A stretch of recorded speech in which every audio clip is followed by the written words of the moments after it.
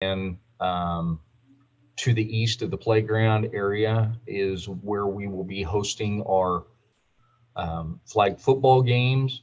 And in addition to that, what we were able to do, so everyone could practice at one time and we didn't have to worry about scheduling or anything of that, with the number of fields that we have out at Jesse James Park, we're able to have extra fields on the far east field for overflow teams that would still like to practice whenever they want. So we're able to do that with dropping the dropping the gate where people can drive to that backfield, and everyone's going to be able to really be apart from each other and still be able to practice whenever or wherever they want. It's worked out really good. So Ryan, thanks for how you got that all set up, and I appreciate it.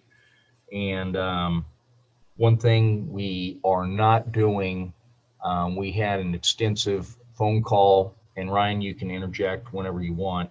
We had a long phone call with athletics director Dave Schwarzenbaugh with the school. We went ahead and decided to cancel the volleyball for this year. With the rules and regulations that they have for their games, and we would have to follow that. And we understand that completely, because we don't want to put anyone at the school in jeopardy, especially with kids being in there, where they would have to possibly, with the girls refereeing, we wouldn't be able to have that this year. Because we would put those girls at risk, because it's the high school volleyball players, and they would be refereeing. Well, if something would happen and they were exposed and they're a volleyball player, then they would have to be quarantined for 14 days and they would miss out on their high school volleyball matches. And we didn't want anything to happen where it could possibly come back on us, where a bad situation arose. Yeah. Another thing that, go ahead, Ryan. Well, this one other thing I wanted to add to that. So because it would have been on school property, they're bound to MISHA regulations. So as a result, we would have been bound to those same regulations. And one of those deals would be no parents and basically no spectators at all for the games. And naturally, that's not going to float over real well with the parents. But we're like, hey, if we have to, we have to. And then all this other stuff came together. And, we looked at several alternative options, including maybe even doing sand volleyball somewhere or something. What it really came down to is it gets dark pretty quick. And quite frankly, there's no complexes that could house the amount of games we would have to get them off before it got dark. Because no sand volleyball pits around here are lit. So that was kind of part two. Then part three was we actually use all the school's equipment when it comes to the standards and the nets and all that stuff. We use the same equipment that the high school team uses as far as that goes. So we couldn't take their equipment elsewhere and have a league. Naturally, that's their equipment. So it's kind of the perfect storm of bad news for volleyball this year. But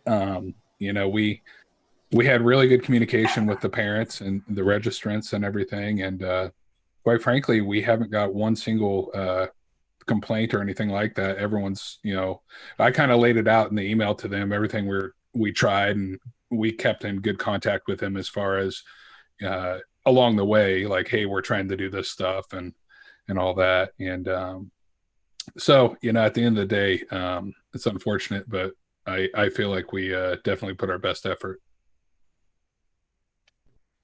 Would you say that the interest in soccer and flag football has been high, or because parents want to get their kids out, or would you say it's been low because they're being extremely cautious, or is it the same? Funny thing is, initially it was low. We were like, oh boy, we're not getting anywhere near what we thought we were going to get. but as it turns out, and it's kind of a blessing in disguise, we had to postpone the start of practices until Clay County Health said, okay, now youth sports can practice and everything and play games. So during that time, we kept taking registrants, and we kind of gave them the caveat, hey, we don't know if this is actually going to happen or not. You know, if it doesn't, we'll definitely refund you. And so, excuse me, everyone was fine with that. But we ended up around 115, 120 for both leagues. Pardon me. 115 water, or 120. Mate. I know, right? I something got in the back of my throat there. But yeah, around 115 or 120 for both leagues. So it's pretty good. Pretty darn good. That's awesome. Good. Yeah, we're happy. All right. Anything else about youth sports? Let's move on to park maintenance. Eric, you're muted. Eric, you're muted.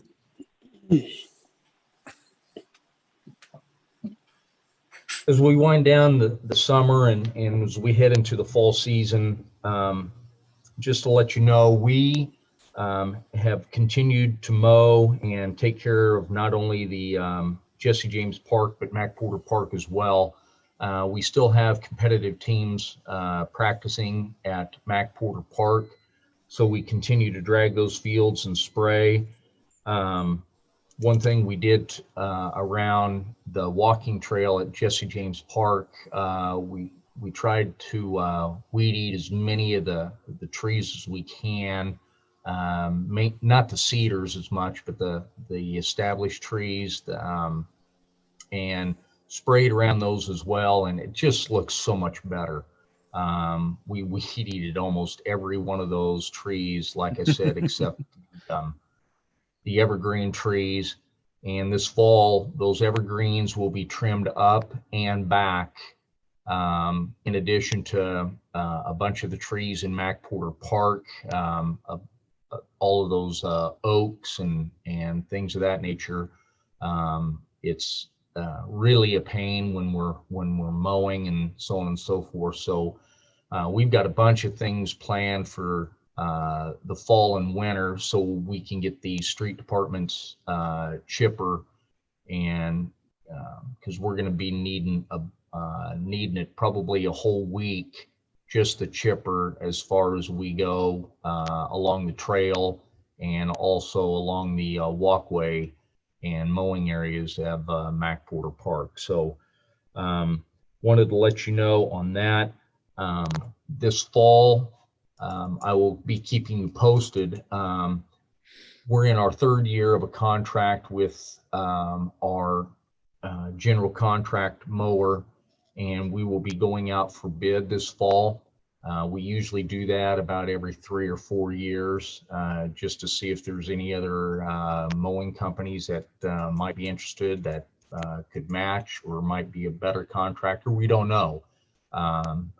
And so that's one thing that we try and do. So that is going to be upcoming this fall. It not only affects us, but it affects Donnie with the street department, with his and water department, with the lift stations and different properties, the water sewer treatment plant, the water department, like I said, the lift stations and different properties. The I-35 interchange, the city maintains all 4 quadrants of that, including up under the bridges and right at the top of the bridge. So that is part of a city property that has to be maintained. So I will let you know how those bids come. I would say we'll probably do the first part of October, advertise for bids, and do a bid opening in November, first to middle part of November. That way that's done, taken care of, and ready for the spring season once that fires back up. So that's what I have on our park maintenance.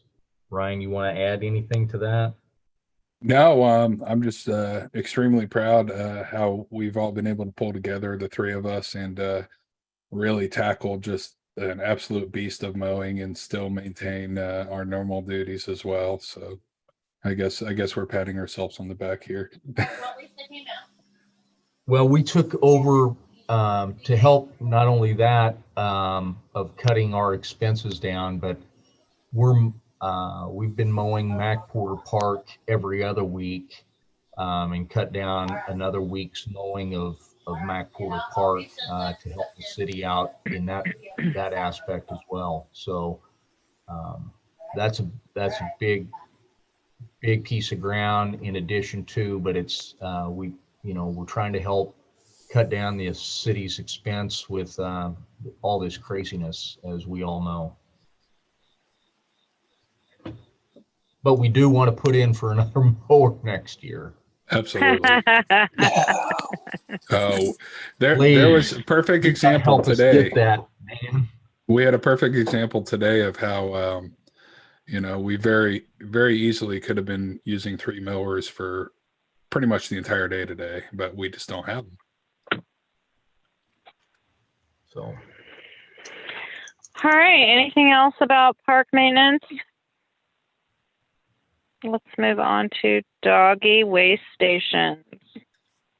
Last month, Dan reported that the Rotary Club has sent in the grant application to get money, possible money for our dog waste stations, which will be put in around the different areas of the trails, the South Campus, Mac Porter, Jesse James.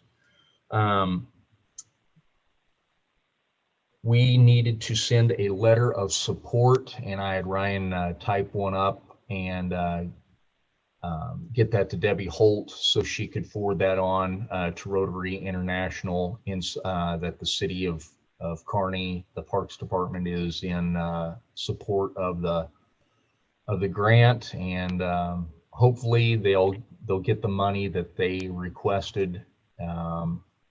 I don't know how much they're going to get, if they get anything, but if they do, that'll be nice. And how many waste stations are they shooting for? 15 is the last I had heard. I don't know if that's different. Dan, do you know if that's that's correct? 15.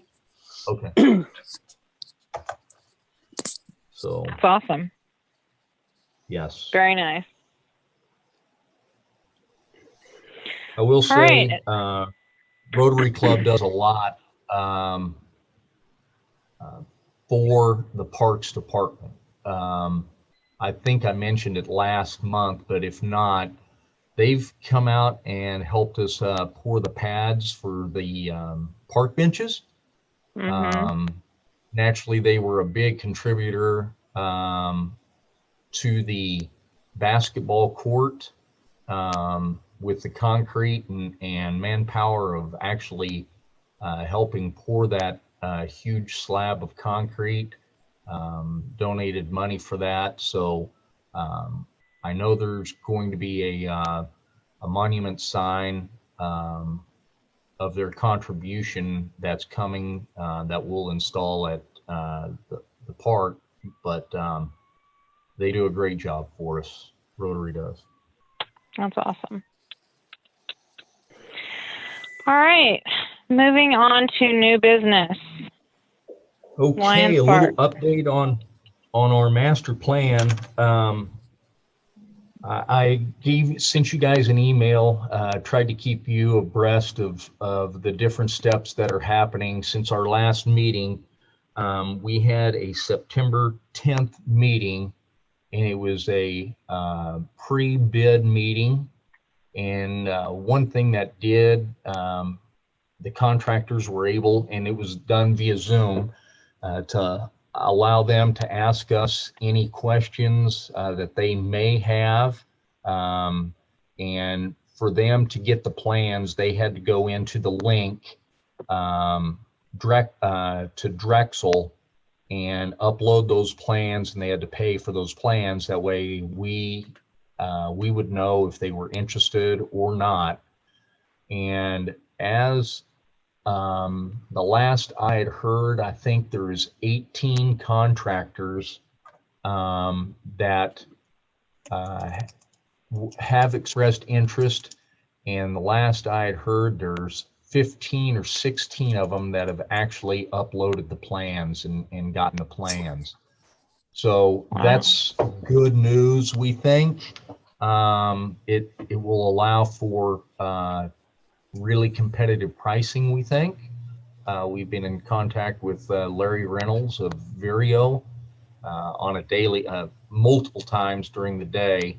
Ryan and I'll have to shut mowers off and go find each other and get a conference call with Larry and on questions and things of that. And just to kind of give you something, you know, the plans say for this, a certain structure, well, we can't be a sole source. It can't be a sole source. So we have to take like products, but they have to be comparable as far as structure wise and things of that nature. So one thing that we, that the people are coming with it is the same type of a structure.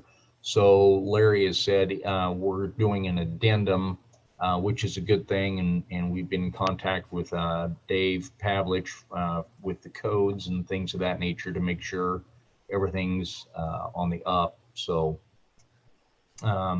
hopefully we get great pricing where we can go forward with the project. The bid opening itself is 3 p.m. on Thursday, Friday, September 25th. I do believe, yeah, Friday, September 25th. So that's the bid opening here at City Hall. And if people decide to come, we'll get them socially spread out in either the upstairs, or we'll have it downstairs where we can put people against the walls and be able to separate them and do our bid opening downstairs. But it will be here at City Hall on that date. So Ryan, you want to add anything on the master plan? No, other than it's just really encouraging that we've had this many contractors interested, and it'll be a really competitive bid, and that's only a good thing for the project. So we're excited. It's way better than having one or two people. Right, correct. I will say, Ryan and I were talking about, we were all talking about the drinking fountain. It's imperative we have an actual drinking fountain that works in that park. And we were talking with Larry about that, and that one drinking fountain that we do have, not only will it be for the pets, but it will have the actual, Connie, that you wanted us to see if we could get, would be the water bottle. Water bottle. Mm-hmm. So good. That is in the plan. And so it's all know. outdoor rated as well, which is a big step for the bottle fillers. Awesome. All right, any questions on that? All right, how about the ball field rental proposal? Yes, last week I sent you an email, and as a matter of fact, the gentleman called me late this afternoon and asked if I had heard anything regarding them using the facility on that date. And I told him we had a park board meeting tonight, and I will be talking with Jim in the morning. The thing of it is his question, when I told him we needed a certificate of insurance, liability insurance, naming the city as an additional insured, they don't have actual insurance. They have a letter. It's almost like a letter of credit. And he said some people allow it, like the banks do when we need this. He said, I understand if you as municipality won't there'd be no hard feelings, but I need to let him know, and I'm going to ask Jim. It's a certain letter, and I'd never seen anything like that, so I want to make darn sure it's okay to allow them with this. And if not, I'm just going to have to tell him it's not going to work. And, we'll go on down the road, which brings me to the actual proposal that I had sent to all of you. The out-of-town teams would pay fees that are not associated with our parks and rec leagues. And I have a feeling we're gonna catch some pushback on this, and that's okay, because Smithville has had this in effect for a number of years. Liberty's had theirs in effect for a number of years. It would be $20 an hour per field for the use of the field. These are, again, the teams that are not associated with Parks and Rec. And then if they want lights, that would be $20 an hour per field in addition to the use of the fields. These out-of-town teams would be defined as, and we would get the rosters, and I'm glad you guys were all on top of this about the rosters. We would get the team rosters, and if they are not city limit residents, they can be outside the city in the school district area, still come to school here at Kearney. They still don't pay money that goes into the park or the regular city funds. And we would consider them an out-of-town or an out-of-town, one of the out-of-town participants.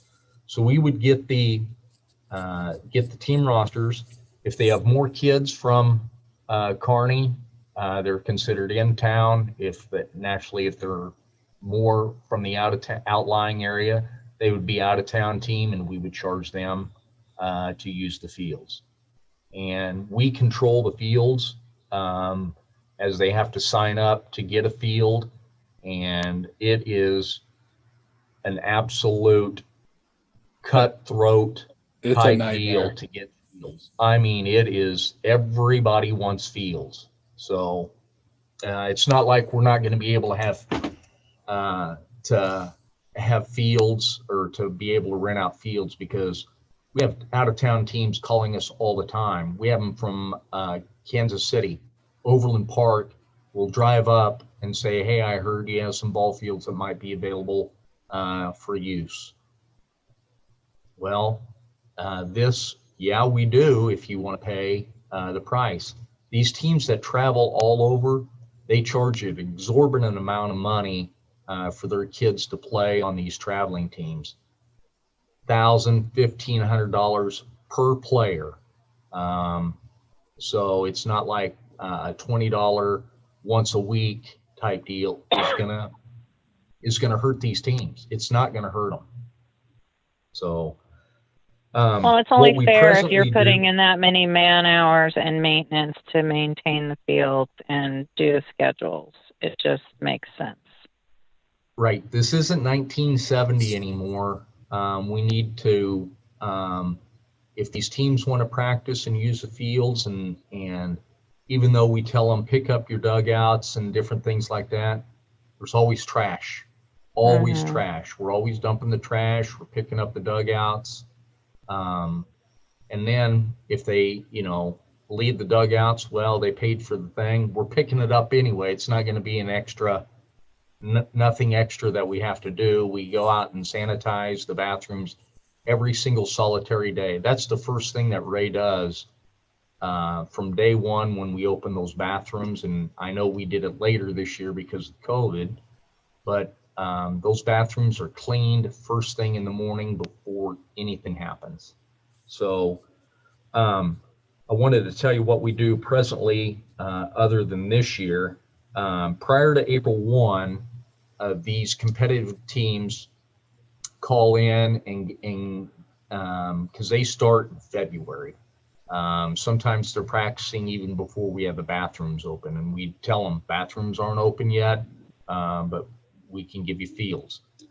After April 1, that's when our Parks and Rec leagues start to practice. And then we have games starting early May, because we want to be done by the end of June, the first weekend in July. That's when the Park and Rec teams, they're done. They're just done. So that's what we do. And in between the games and the practices, once the games are going, if there's any other fields that we can offer these competitive teams, I have, this available on field 4 available on a Wednesday night at 7:30 to 9. I'll take it. They don't care. They'll take anything. Does it have lights? Yep, I'll take it. So we'll be able to recoup some of the money. If we're going to allow these teams to be practicing anyway, we ought to be able to recoup the money, to turn on the lights, and like you said, Connie, to help with the upkeep, because we're spraying and dragging fields. It's something I think we need to do. Ryan? Is the $20 and $20 comparative to what Smithville and Liberty are charging? Yes, it is. Smithville charges 10 for their fields. And not to brag, but their fields aren't as nice as ours. Liberty, their rec fields that they have in their city court are similar to ours. It isn't Fountain Bluff, which went to turf infields, and they charge $1 a minute. So if you have a 2-hour practice, you're paying $120. So, and I can understand that it's AstroTurf, and some teams are doing it. They don't, like I said, these travel teams, they'll do it. They don't care. They need a place to practice. They travel all over the Midwest. They'll pay those fees, but the city fields that they use, they're comparable to ours, and they charge $20. We called and got all this information from their departments. And I just wanted to give you guys an example of some of the cost of the upkeep. So we typically use glyphosate pretty liberally on the weeds and the infields and everything. Over the course of a general, growing season, so spring to, we use approximately 100 gallons, maybe somewhere in that neighborhood. Okay. We buy them in bulk at Orscheln's, and they come in a 2.5 gallon jug, and that costs about $46. And this is for, the generic Roundup. So we use a ton of chemical over the course of the summer and everything. And, it's very expensive. So, in fact, we've got to go out and spray them again. If you don't drag it every single day, which we can't, we just don't have the manpower. We'll go out and spot spray, and in the springtime we go and do the whole fields, and then periodically the whole fields and things of that nature. But I can just, if you can see, here's just like the small type schedule of teams that are practicing on an everyday basis, and then this is the fall one. So we've got teams practicing Monday, Tuesday, Wednesday. The only time we don't have is fields on Friday now because of school and football, and they thought they might be able to go to football games, but Friday's really the only day that they're not using those fields. It's still ongoing. So we think, people are going to be upset because it's a new charge. It's something we haven't done. But you, as a park board, have the authority to set fees proposed by Ryan and I, and set by you as a park board to set fees for the parks. So do you need a motion from us to do that? I do. Does anybody have any questions or comments first? This goes for the baseball fields and the softball fields, right? Both fields. Say that again, Nick. I'm sorry. This goes for the softball fields and the baseball fields? Yes, these will go towards this proposal that I sent to you is for Mac Porter Park. We really don't have a problem with right now with because there's no other soccer other than Parks and Rec, so we don't have a problem with that. We don't have a problem with Pop Warner for football because they all practice right up behind Hawthorne. So basically, this is just for baseball and softball, the use of those fields and the use of the lights that we're talking about out at Mac Porter Park, those 6 fields. Okay. Any other questions or comments? Well, it seems to make sense. I think the maintenance costs could be recouped, which is good.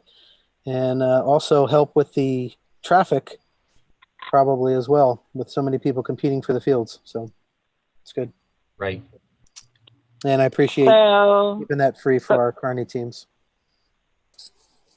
So you need a motion from us to begin charging $20 for a field and $20 for the use of lights if needed for baseball and softball fields with teams that have majority of players with an outside of city limits team roster.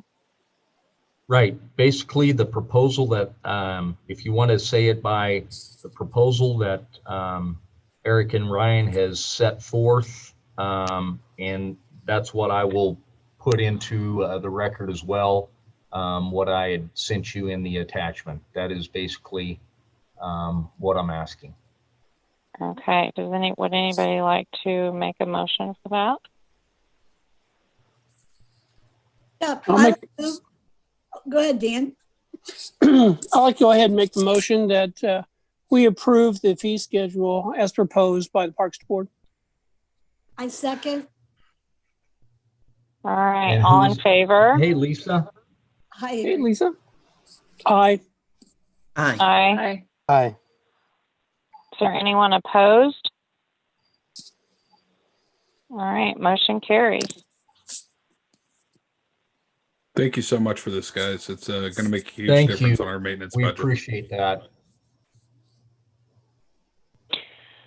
All right. Board comments.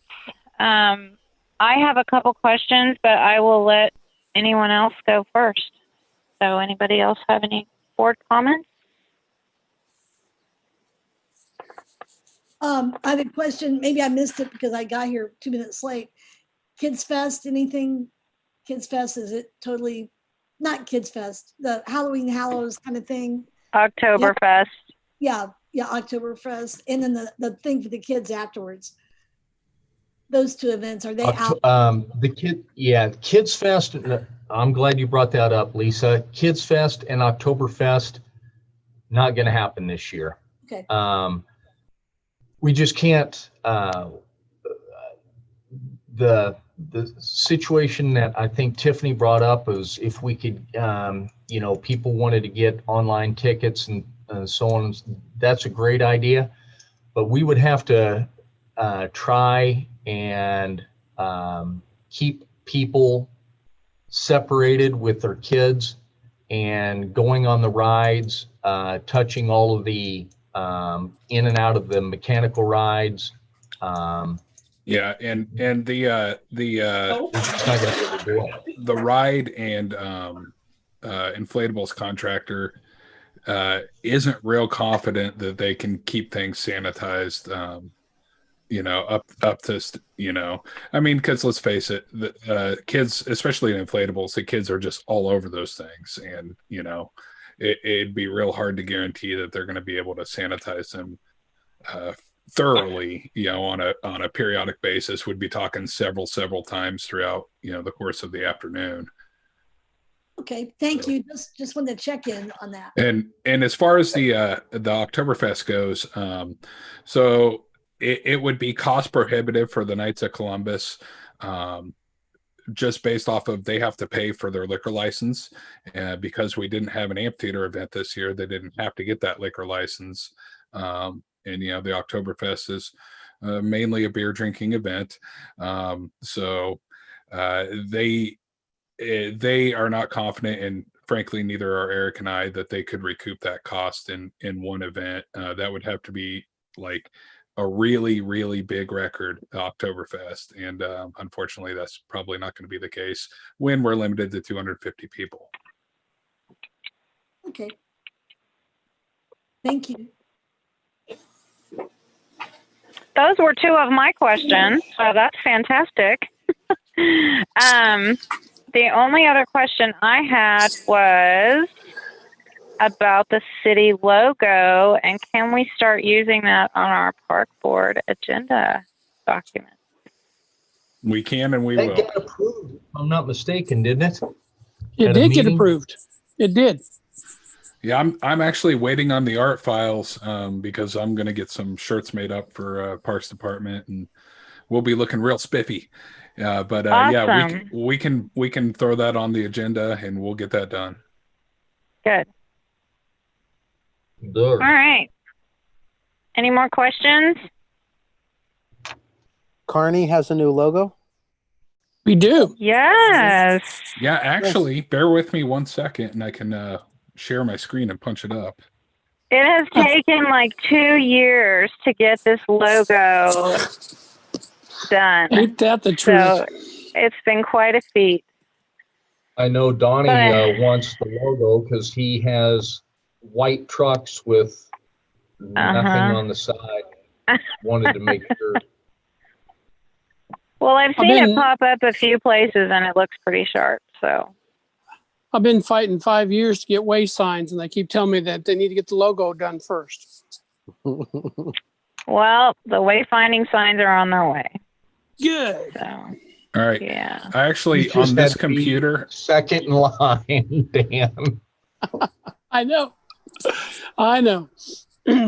on this computer, I just have a draft of it. So I don't know if you can see this here. On the finalized one, the K is actually all the same color. So there you go. Gotcha. It's also featured prominently on the City of Kearney YouTube channel.